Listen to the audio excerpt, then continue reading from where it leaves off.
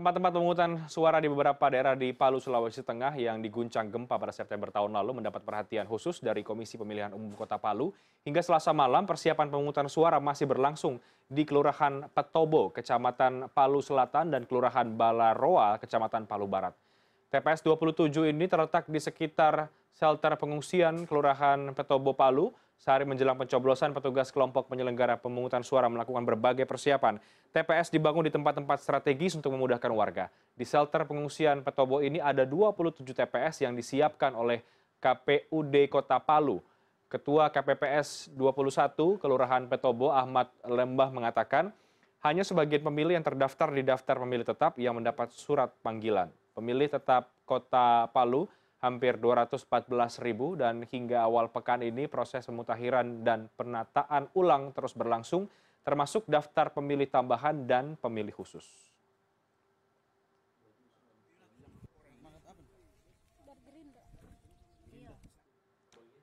Ya, dan besok itu adalah pemilu pertama bagi masyarakat di Palu, Sulawesi Tengah pasca terjadi gempa dan juga tsunami. Bagaimana kesiapannya? Kita akan tanyakan langsung ke produser lapangan CNN Indonesia, ada Jafar Gebua di sana. Selamat malam, Jafar.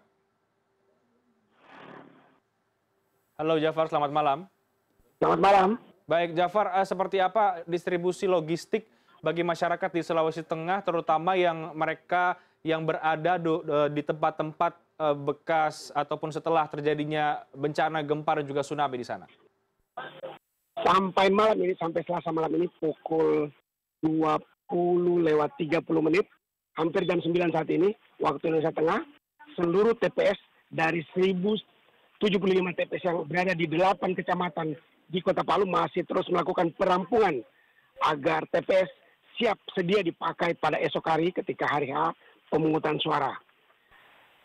Seperti yang dicatat oleh KPU Kota Palu, berdasarkan hasil pemutahiran dan penataan ulang DPT, termasuk DPT tambahan dan DPT khusus, daftar pemilih tetap mencapai 214 orang, termasuk di tapak-tapak yang terkena dampak likuifaksi di Balaroa dan di Petobo, Kota Palu.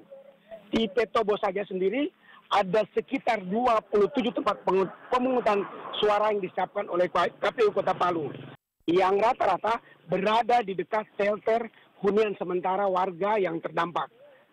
Namun, yang sempat menjadi masalah adalah seperti yang disampaikan oleh Ketua KPPS 27 di Kelurahan Petobo, bahwa dari 100%, dari 200 orang daftar pemilih tetap yang terdaftar di wilayah mereka, kemungkinan besar hanya sekitar 70% yang akan datang memilih sesuai dengan surat panggilan yang bisa mereka antarkan. Dalinya adalah bahwa pasca gempa bumi dan likuifaksi yang melanda Kota Palu pada 28 September lalu, hampir rata-rata warga mereka mengungsi ke tempat lain, ke wilayah atau kabupaten lain. Sehingga ketika ditemui lagi di lokasi-lokasi pengungsian yang sudah ditetapkan oleh pemerintah, untuk warga Petobo maupun Balaroa, mereka tidak berada lagi di situ. Baik, Jafar, ini melihat bahwa ada beberapa TPS dan juga lokasi yang sebelumnya terkena dampak gempa dan juga tsunami ya. Apakah kemudian ada perhatian khusus terhadap lokasi-lokasi itu, mungkin dari KPUD Sulawesi Tengah atau mungkin dari Kota Palu sendiri? Rata-rata warga korban terdampak tsunami dan likuifaksi itu berada di shelter hunian-hunian sementara yang sudah disiapkan oleh pemerintah Kota Palu. Seperti misalnya warga terdampak tsunami di Teluk Palu, mereka saat ini rata-rata berada di Kelurahan Mamboro maupun Kelurahan Tondo, di shelter yang sudah disiapkan oleh pemerintah. Tempat pemungutan suara yang sudah disiapkan juga berada di dekat lokasi-lokasi pengungsian yang sudah disiapkan itu. Dipastikan sekitar 100 ribuan warga terdampak akan memilih di TPS-TPS yang terdekat dengan hunian sementara yang dihuni oleh warga pengungsi terdampak bencana alam tersebut. Baik, terima kasih Jafar Gebua untuk informasi Anda. Mudah-mudahan semuanya lancar pemilu di beberapa tempat di Kota Palu, apalagi ini pemilu pertama pasca terjadinya gempa juga tsunami di sana. Jafar Gebua, produser lapangan CNN Indonesia. Dan menjelang pelaksanaan pemilu 2019, sejumlah survei menyebut angka golput meningkat, kemudahan memberikan hak pilih di TPS, serta keaktifan calon presiden dan wakil presiden untuk lebih gencar menyuarakan visi misi mereka menjadi salah satu upaya mengurangi angka golput pemilu 2019.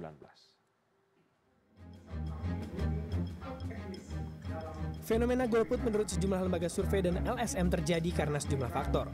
Ketua LSM Konstitusi dan Demokrasi Kode Inisiatif menyebut ada dua jenis golput, yaitu golput ideologis dan golput administratif. Keduanya bisa dicegah dengan solusi yang melibatkan penyelenggara pemilu dan pasangan calon yang bertarung. Apa yang khusus bisa dilakukan oleh penyelenggara pemilu, saya pikir satu harus disiapkan sistem yang memadai dan mudah diakses oleh pemilih. Ketika misalnya mereka tidak bisa secara administratif menggunakan hak pilih, apa yang harus dilakukan oleh KPU? Soal pindah memilih ini kan isu yang sangat krusial ya. Karena apa? Kalau golput itu dilihat atau dihitung dari jumlah yang terdaftar, orang yang pindah memilih itu orang-orang yang terdaftar, tapi karena sesuatu hal mereka tidak bisa menggunakan hak pilih di tempat asalnya.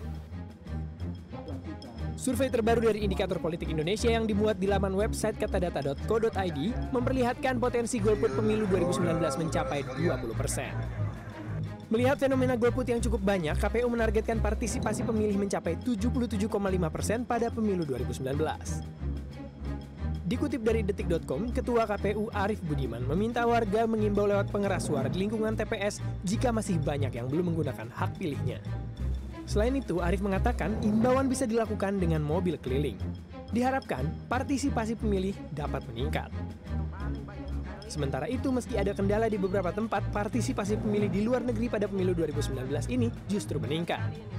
Komisioner KPU Wahyu Setiawan menyatakan jumlah pemilih yang berpartisipasi di beberapa wilayah seperti di Manila, Paris, dan Belanda rata-rata di atas 50%. Partisipasi politik pemilih di luar negeri kan 50%. Kenapa target partisipasi pemilih di luar negeri tidak sama dengan di dalam negeri? Karena kita realistis. Jadi pemilih di luar negeri pada pemilu-pemilu sebelumnya partisipasi itu sangat rendah.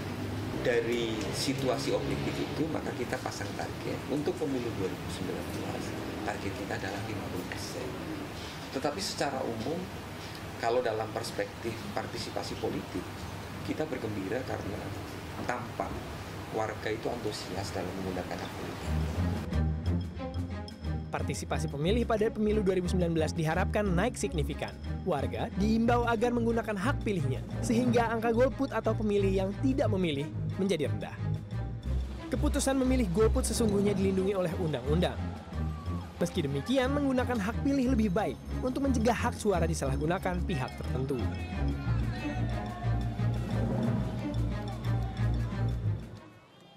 Ya, ada target sebesar 77,5% yang dipatok oleh KPU untuk tingkat partisipasi pemilih di pemilu 2019.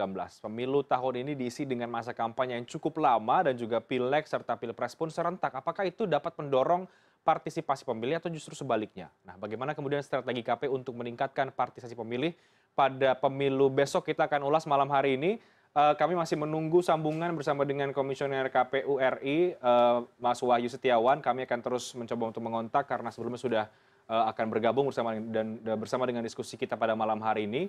Tapi sebelum ke Mas Wahyu, kita juga masih menunggu untuk bisa terhubung. Saya ada di sebelah kiri saya sudah ada Bang Fadli Ramadhanil, masih bersama dengan Bang Fadli. Masih semangat ya Bang Fadli ya untuk menuju Lebaran tanda kutip besok begitu ya dari Perludem. Dan juga bergabung ada Mas Nyarwi Ahmad, analis komunikasi politik dari UGM. Selamat malam Mas Nyarwi, apa kabar? Malam Rehat, kabar baik Rehat. Kabar baik. Saya sambil kita menunggu terhubung dengan Komisioner KPU, saya ingin ke Bang Fadli lagi kalau begitu deh.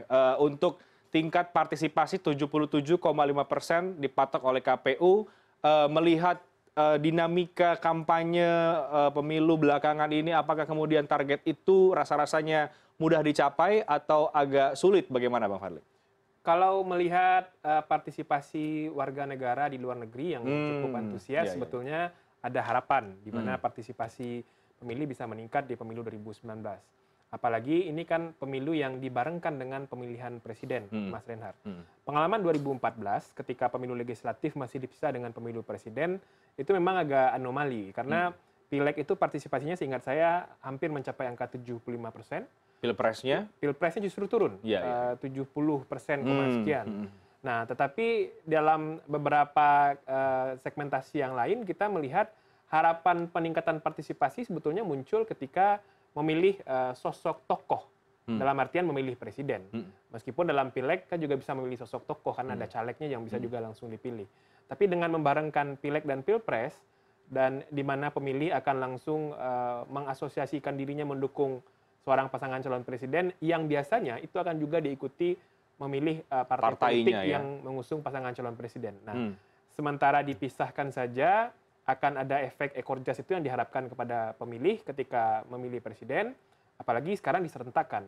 Dan dia akan langsung satu kali saja datang ke TPS, langsung dapat 5 surat suara. Nah, kita berharap pemilu serentak ini bisa kemudian menggerek partisipasi pemilih kita untuk meningkatkan derajat keterwakilan masyarakat. Baik, Bang Fadli, kenapa pemilihan umum di luar negeri bisa menjadi salah satu indikator bahwa harapan untuk menuju target 77,5% itu bisa dicapai? Ada antusiasme yang sangat besar, karena ini pertama kalinya tentu saja pemilu presiden dilaksanakan berbarengan dengan pemilu legislatif. Dan tentu saja kita tahu bagaimana hegemoni kampanye pemilu yang begitu lama ya, dengan segala macam aspek positif dan negatifnya, tentu masyarakat ingin menuntaskan ini semua, ingin menyelesaikan ini semua. Pengen cepat selesai. Iya, dalam artian ya kalau kemudian kampanyenya sudah begitu banyak sekali hal yang positif, tentu juga banyak hal yang negatif.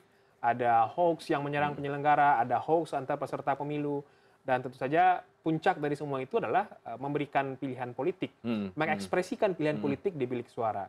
Jadi menurut saya itu bisa menjadi salah satu cerminan, dan kita tentu berharap semua masyarakat besok akan bisa memberikan pilihan politiknya dengan nyaman. Oke, baik. Mas Nyarwi, kalau dari Mas Nyarwi pantau selama kampanye ini ya, pesan-pesan disampaikan oleh Capres-Cawapres, tim sesnya mereka, apakah itu kemudian linear kita bisa melihat bahwa semakin lama masa kampanye ini, atau semakin pembelahannya kan juga cukup kuat ya di tengah masyarakat. Ini bisa betul-betul paling tidak ya di sisi lain kita melihat partisipasi pemilih bisa lebih tinggi harusnya.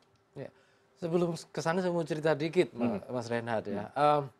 Partisipasi politik itu kan ada banyak jenis ya, baik laten maupun manifest. Yang pemilu ini itu yang manifest. Kenapa? Karena diukur dari seberapa partisipasi dalam memilih. Orang sering menyebutnya electoral participation. Selain ada party activity, organization dan lain-lain itu. Ya, campaign donation dia menyumbang itu juga partisipasi, protes, movement dan sebagainya itu juga partisipasi. Nah, pertanyaannya sejauh mana variabel yang tadi ya, aktivitas kampanye ya kan, itu bisa mendorong partisipasi politik meningkat apa tidak kan gitu. Nah, ada sebuah riset yang dilakukan kebetulan oleh supervisor saya, namanya Darren Lilaker dan koleganya Kos Michalska. Dia ada pertanyaan di situ, what drive political participation? Apa sih sebenarnya yang mendorong, ya kan? Faktor-faktor apa yang mendorong partisipasi politik itu, kan gitu. Nah, di situ ada exploratory variable yang disebut intrinsic dan extrinsic motivation. Nah, juga ada mediated variable yang dia sebut sebagai salah satu campaign dilakukan partai, yang kedua yang dilakukan oleh campaign organization, partai, yang pertama partai organisasi partai, yang kedua campaign organisasi, yang ketiga grup atau friendship dalam melakukan mobilisasi campaign juga. Nah, dari riset itu baik online maupun offline participation itu intrinsic variable internal motivation tadi itu besar sekali, khususnya apa? Khususnya untuk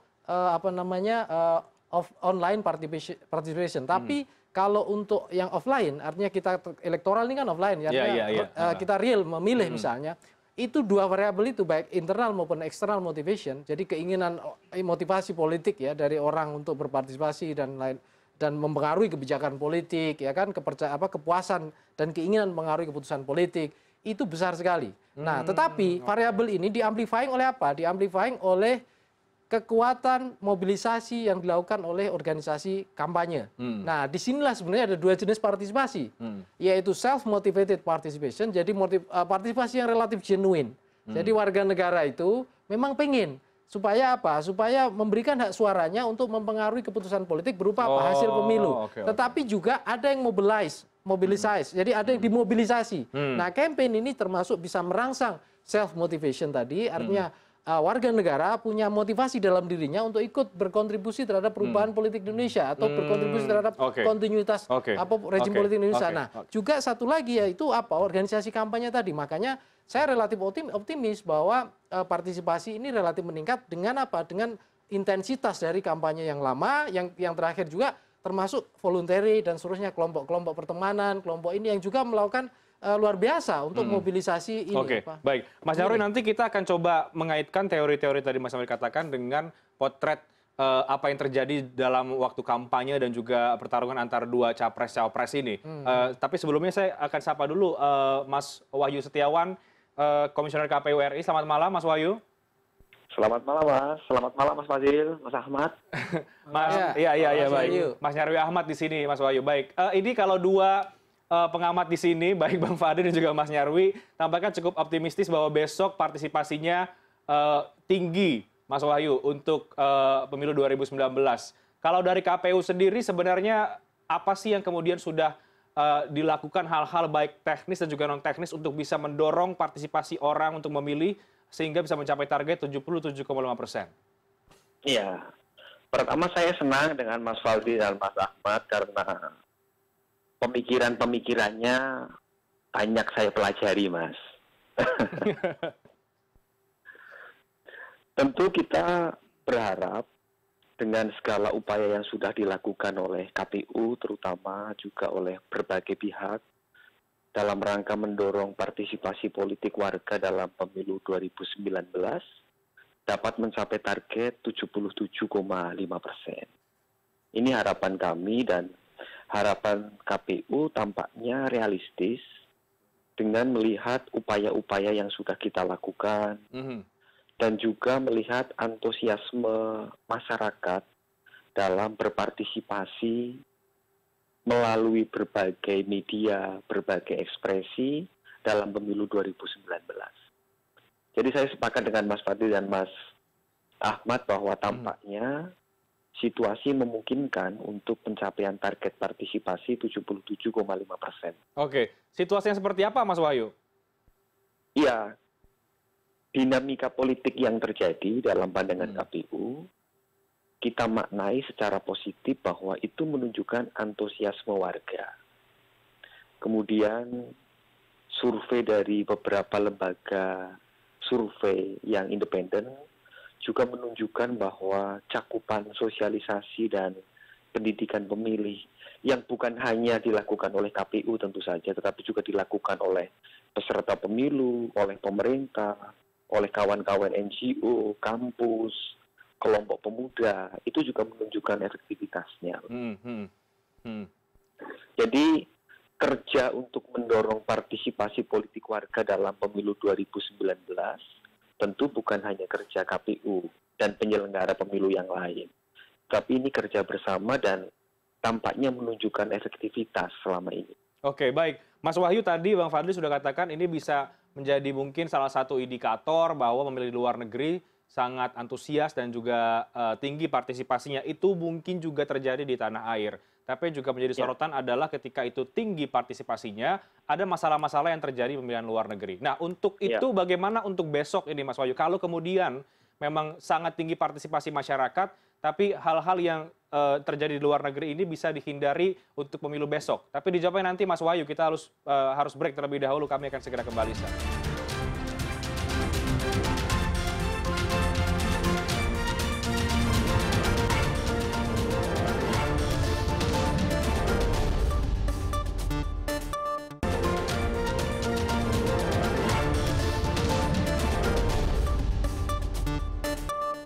Baik, Anda kembali bersama kami di layar Pemilu Terpercaya. Saya kembali ke Mas Wahyu Setiawan, Komisioner KPU. Bagaimana Mas Wahyu, kalau kemudian kita lihat di luar negeri memang partisipasinya tinggi, meningkat, antusiasme juga sangat besar. Untuk besok, kalau kemudian tinggi lagi partisipasinya, menghindari hal-hal yang terjadi di luar negeri seperti apa, Mas?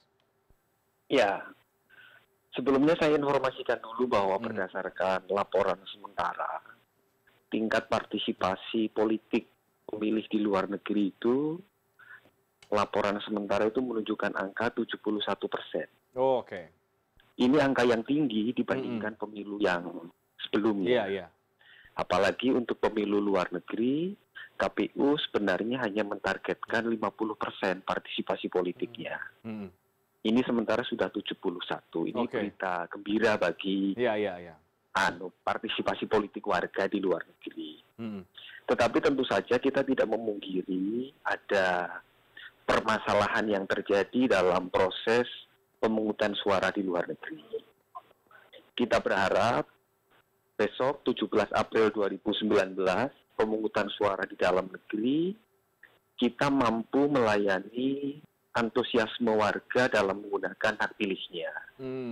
Kita sudah siapkan sumber daya manusia, sudah siapkan logistik, sudah siapkan regulasi di TPS yang memungkinkan pemilih itu dapat dilayani hak politiknya dengan baik.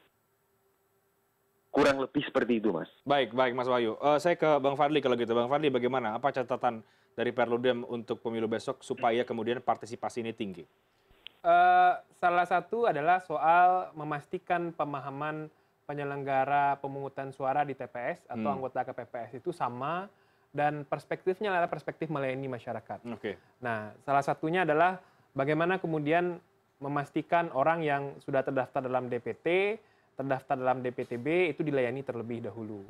Nah, kemudian baru pada pukul 12 sampai pukul 13.00 diberikan pengumuman bahwa kalau ada pemilih yang kemudian tidak terdaftar dalam DPT dan DPTB atau yang akan menggunakan KTPL boleh mendaftar ke TPS yang bersangkutan. Nah, hal-hal seperti ini yang menurut saya harus dipastikan oleh KPPS bisa dengan sangat maksimal melayani pemilih agar pemilih bisa dengan nyaman memberikan pilihan politiknya.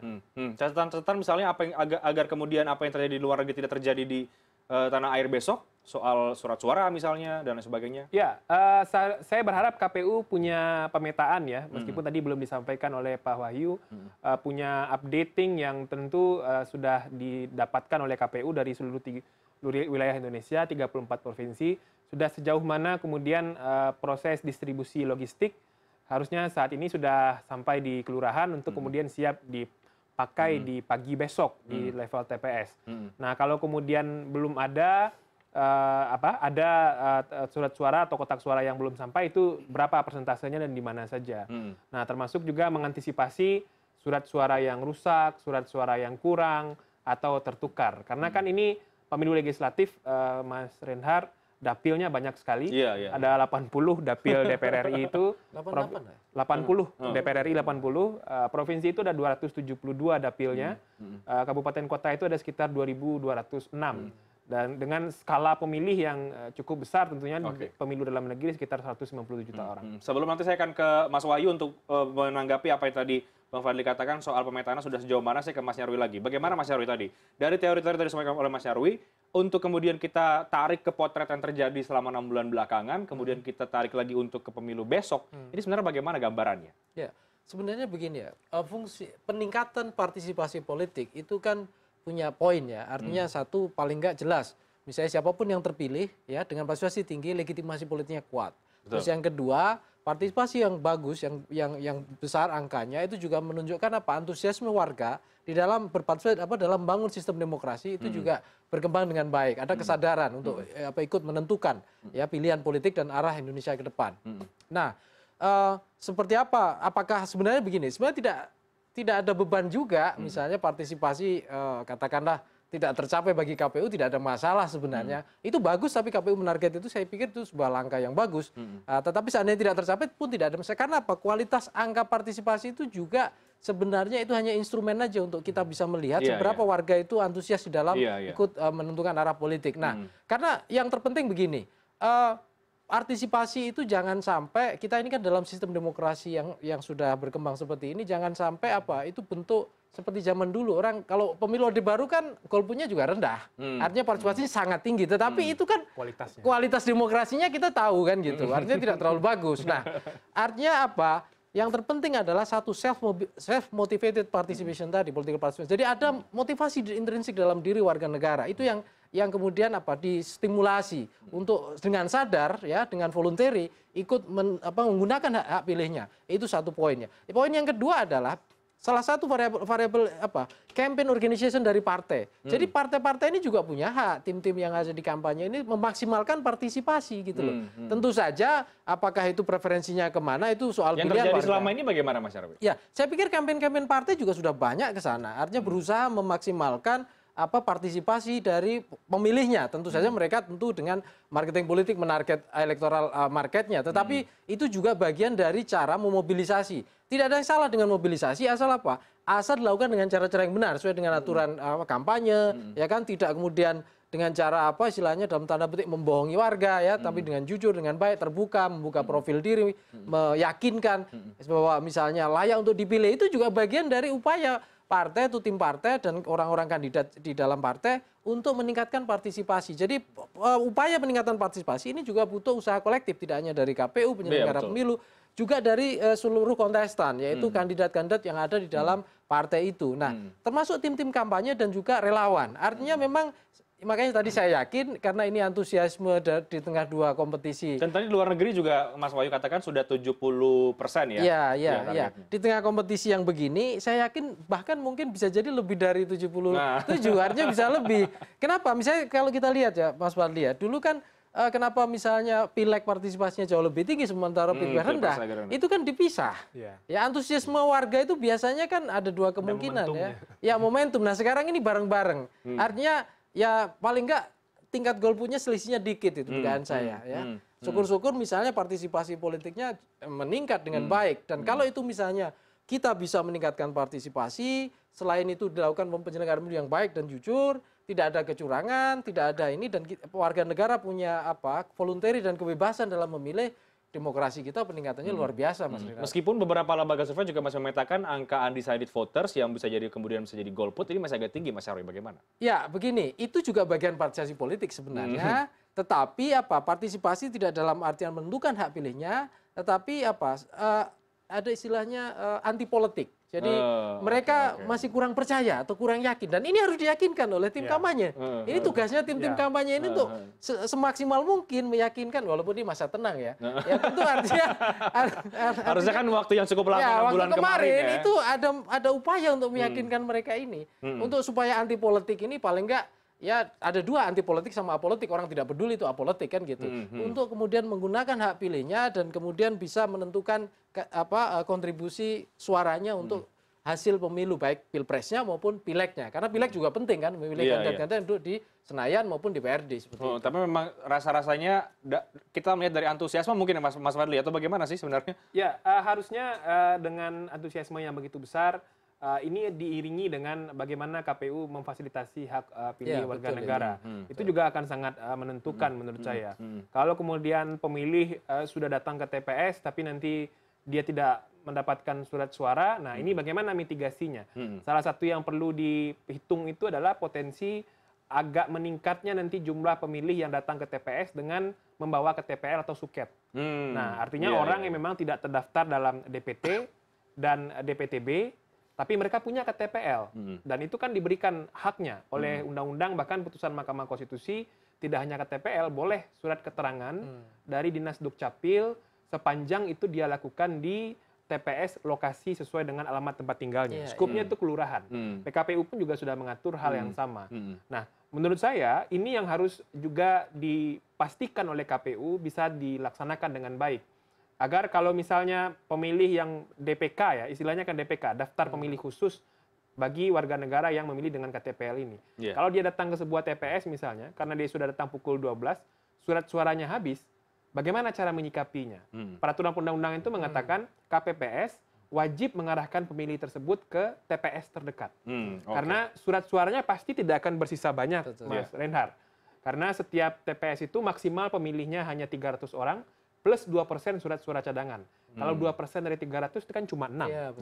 Makanya itu yang harus diwaspadai oleh KPU, dan menurut saya mitigasi KPU harus sampai. Oke, nanti kita tanya ya soal mitigasi dari KPU dan juga kesiapannya sudah seberapa mantap untuk penyelenggaraan besok dan juga pemetaannya tadi. Kalau Mas Fadli katakan pemetaannya bagaimana distribusi logistik. Tapi kita harus jeda terlebih dahulu, Mas Wahyu. Nanti kita break sebentar, nanti saya akan langsung ke Mas Wahyu untuk menanyakan itu. Kami akan segera kembali sesaat lagi.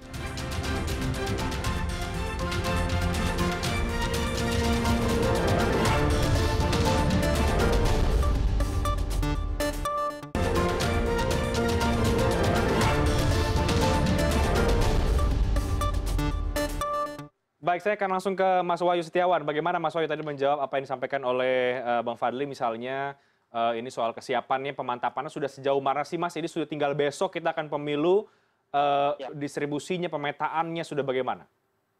Iya, terima kasih.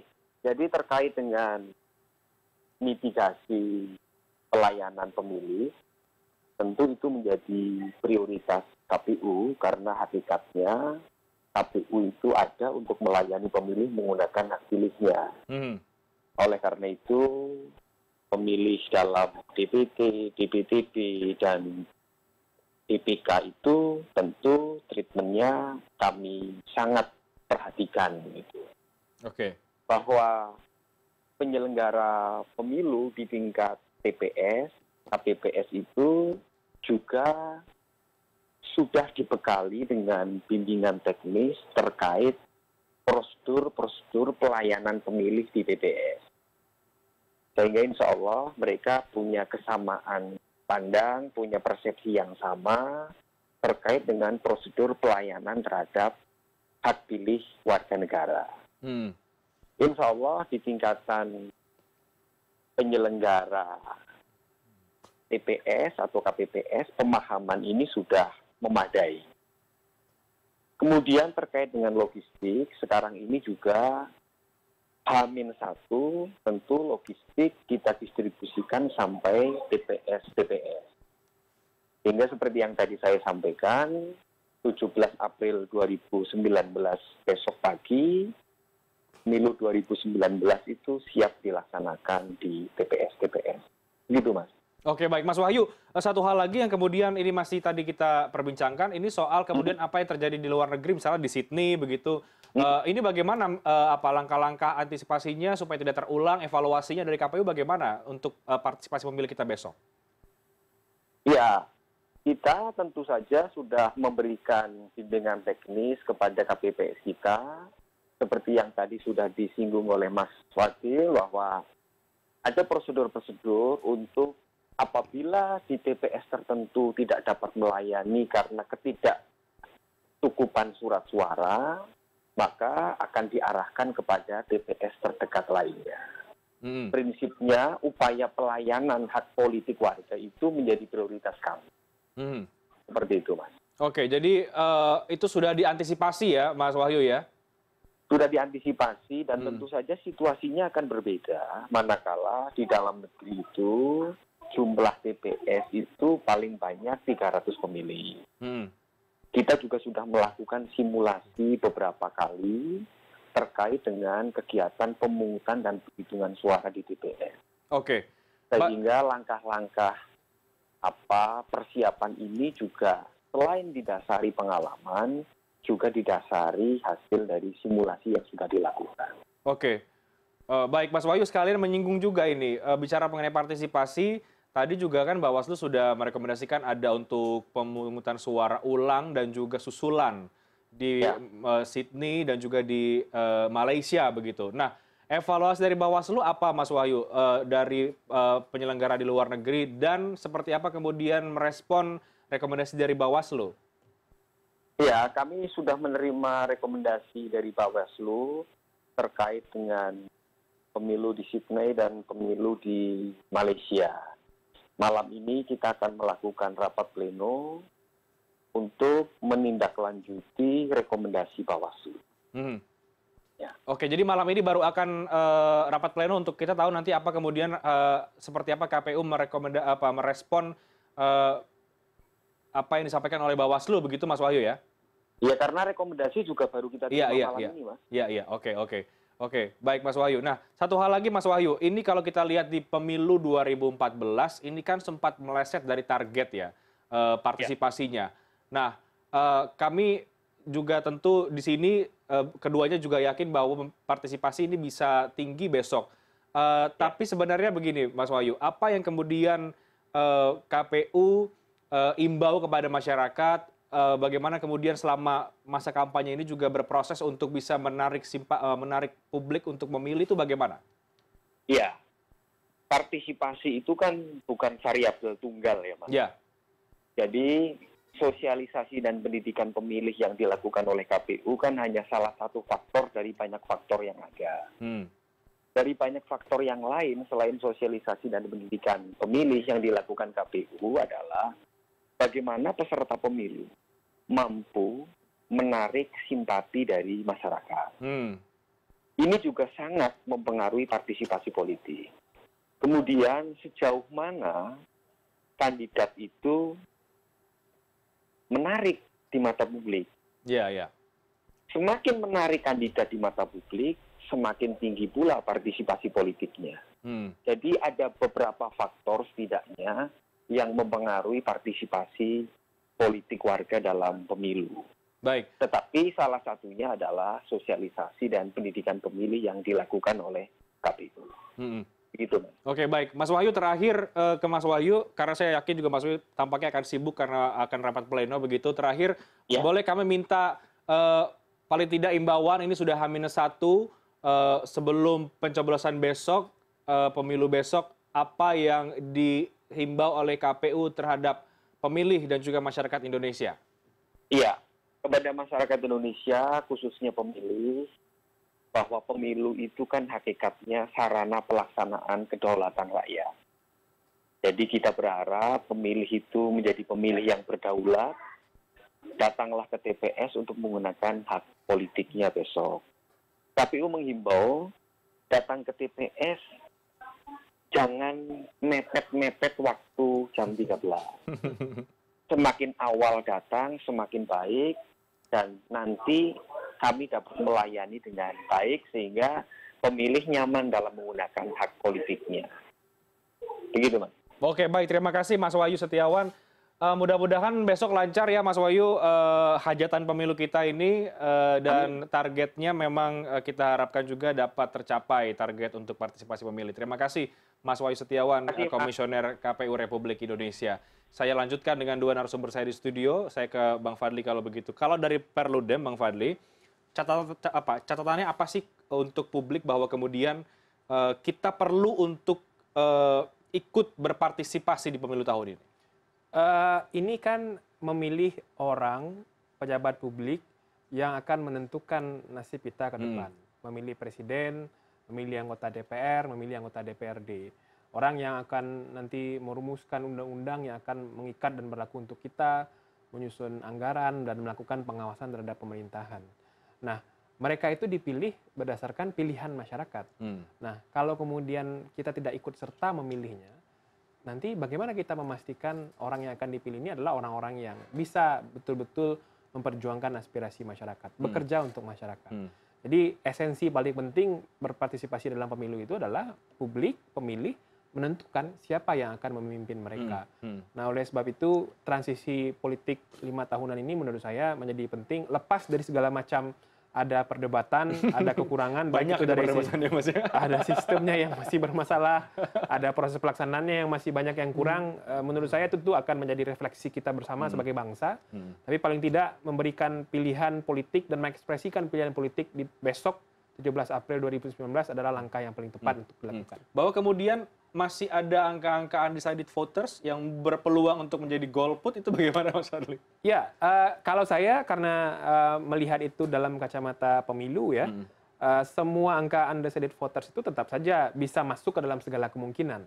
Dia bisa saja memilih semua peserta pemilu yang ada, atau dia bisa saja tidak ikut memilih. Jadi semua kemungkinannya masih ada, tapi kalau ingin melihat lebih dalam soal bagaimana kecenderungan pemilih, perilaku pemilihnya, tentu teman-teman yang melakukan survei, yang melihat bagaimana proses itu mereka wawancarai pemilih itu, alasannya belum menentukan pilihan, apa yang mereka tunggu, itu bisa dijawab. Tapi kalau catatan Perludem untuk kesiapan pemilu besok, ini pertama kali serentak, Pileg dan Pilpres dilaksanakan bareng-bareng, gimana? Ya, ada beberapa hal yang masih perlu disempurnakan oleh KPU, termasuk juga soal distribusi logistik. Tadi pagi kita cek di Papua itu masih ada beberapa tempat yang kemudian logistiknya masih belum sampai. Iya, betul. Nah, kemudian juga ada beberapa wilayah seperti di Bogor, di Jawa Tengah, dan di Nusa Tenggara yang surat suaranya masih kurang, ada yang tertukar.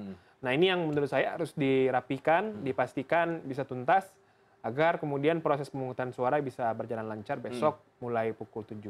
Sudah kurang dari 12 jam ya? Iya, sebentar lagi nih kita akan melaksanakan pemilihan umum. Bagaimana Mas Nyarwi, ini soal partisipasi pemilih lagi kita coba bahas dari apa yang kemudian narasi-narasi yang disampaikan, apakah memang itu sudah cukup memuaskan publik, menarik kalangan-kalangan undecided voters, mungkin pola-pola komunikasi antar kedua capres-cawapres tim sesnya atau bagaimana?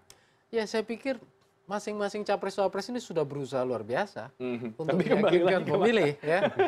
Dan para penyelenggara pemilu, saya yakin KPU, Bawaslu dan yang lain juga sudah berusaha semaksimal mungkin untuk supaya pemilu ini bisa berlangsung secara baik dan maksimal. Tapi kembali lagi, kunci dari ini semua siapa sih?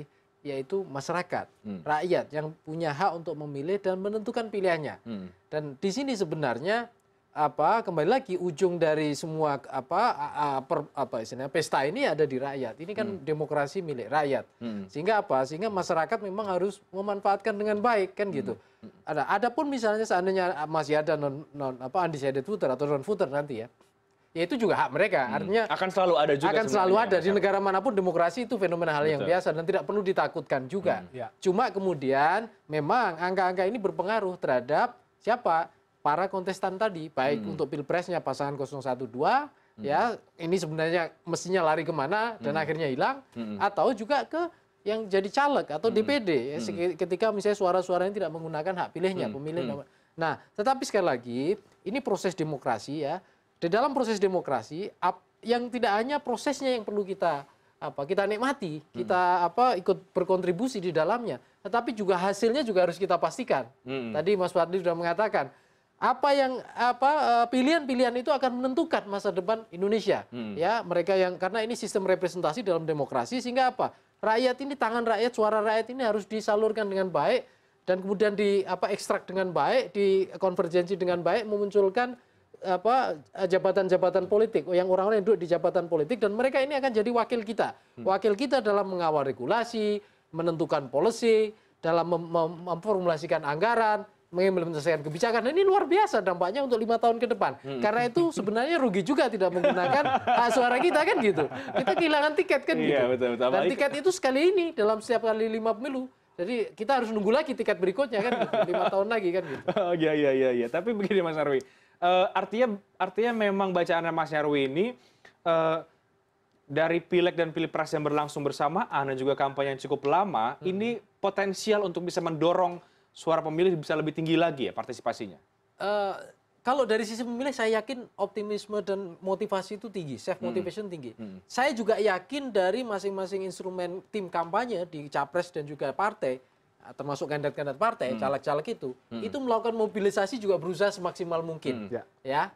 Nah, tapi kembali lagi, ini kan faktor yang memengaruhi partisipasi eksternal tadi. Tadi Mas Wahyu Setiawan sudah mengatakan kan tidak hanya KPU juga yang berusaha ya, tapi juga misalnya kembali lagi ke masyarakat. Kondisi apa yang kemudian meyakinkan mereka. Nah, ini juga kembali lagi sebenarnya sekali lagi tingkat partisipasi itu bukan semata-mata beban moral atau tanggung jawab dari KPU dan penyelenggara pemilu dalam semua sistem demokrasi, Bawaslu dan lain-lain. Kandidat tetapi juga gitu kandidat, ya kan? Partai. Ya, partai-partai seperti itu. Karena ini menunjukkan tingkat dukungan dan kredibilitas partai politik, aktor politik, seberapa di mata masyarakat. Seberapa masyarakat pengen yakin dengan mereka. Dan sekali lagi, kalau misalnya nanti partisipasi kita bagus, penyelenggaraan pemilu betul-betul demokratis, ini prestasi pemilu yang luar biasa. Hari ini bukan kita, Mas Renhat, yang melakukan pemilu. Kemarin juga India ada pemilu. Kita termasuk demokrasi yang besar dengan jumlah pemilih besar. Kita akan mencatat dalam sejarah dunia misalnya kalau partisipasi kita ternyata tinggi dan proses demokrasi berlangsung dengan baik. Meskipun banyak tadi kekurangan-kekurangan,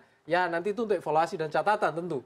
Ya, pasti akan terus-menerus ada dan itu nggak apa-apa, tetapi perlu kita tingkatkan terus-menerus. Kita tunggu kalau begitu besok hasilnya bagaimana, apakah betul apa yang kita perkiraan, atau justru sebenarnya masih banyak juga masyarakat yang tampaknya belum tertarik untuk bisa berpartisipasi dalam pemilihan umum. Kita tunggu besok bagaimana kemudian partisipasi pemilih di pemilu 2019 karena tinggal hitungan jam lagi nih kita akan masuk ke pemilu. Rasa-rasanya udah agak lega ini ya, Bang Fadli. Mas Reinhardt ya. Agak lega. Terima kasih banyak Bang Fadli, Mas Nyarwi terima kasih banyak sudah hadir malam hari ini. Dan layar pemilu terpercaya akan segera kembali saat lagi, tetaplah bersama kami.